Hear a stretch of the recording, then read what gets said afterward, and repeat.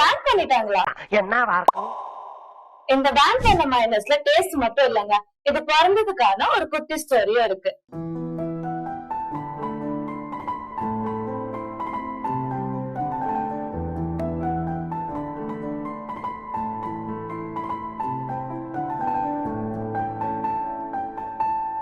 ஸ்பெயினோட கண்ட்ரோல்ல இருந்த மாவன் ஹார்பர் ஃபர்ஸ்ட் பிரிட்டிஷ் ஆக்குபை பண்ணாங்க.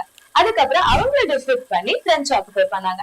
இதை செலிப்ரேட் பண்ற விதமா பிரெஞ்சு மன்னர் டியூக்குக்கு அவங்க ஏதாவது ஸ்பெஷலா செய்யணும் அப்படின்னு சொல்லிட்டு ஆல்ரெடி அந்த ஊர்ல பயன்பாட்டுல இருந்த ஒரு லோக்கல் டிஷ்ஷ வந்து ஆல்டர் பண்ணி அது அவருக்கு வந்து சர்வ் பண்ணாரு செஃப். இப்ப சாப்பிட்ட மன்னர் இது ரொம்ப நல்ல டேஸ்டா இருக்கு, இதுக்கு ஒரு பேர் வைக்கணும் அப்படின்னு சொல்லிட்டு அந்த ஊரோட பேரு வச்சாரு, மயோனைஸ் அப்படின்னு சொல்லி. கொஞ்சம் கொஞ்சமா காலம் போக போக போக அது அப்படியே மயோனைஸ் அப்படின்னு சொல்லி மாறிச்சு. இப்படி ஒரு வரலாறு இருக்க ப்ராடக்ட தமிழ்நாடு கவர்மெண்ட் ஏன் பேன் பண்ணணும்? அப்படி என்ன பாவம் பண்ணுச்சு இந்த ப்ராடக்ட் அப்படின்னு தானே கேக்குறீங்க. ஃபர்ஸ்ட் திங், இங்க மயோனைஸ கம்ப்ளீட்டா யாரும் பேன் பண்ணவே இல்லை.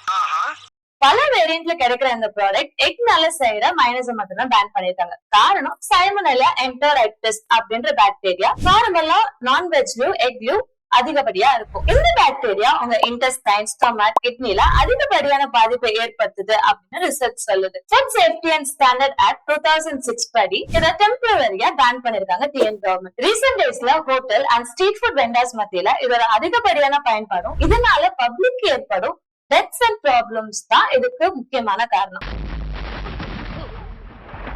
ஐயோ, நான் ரொம்ப நாளா நான்வெஜ் சாப்பிடுறேன் அப்படின்னு பயப்படுறீங்களா? என்னடா ரொம்ப பயமுறுத்துறீங்க. பயப்படாதீங்க. குக் பண்ணாம சாப்பிடுற மீட் அண்ட் எக்ல தாங்க ரிஸ்க் அதிகம். சரி, அதுக்கு எதுக்கு எக் மைனஸ் பேன் பண்ணிருக்காங்க அப்படின்னு தானே கேக்குறீங்க. எக் மைனஸ் குக் பண்ணாத எக்ல செஞ்ச ப்ராடக்ட்ங்க. சோ நீங்க என்ன சாப்பிட்டாலும் அந்த ஃபுட்டோட manufacturing process and how it fits your health அப்படின்னு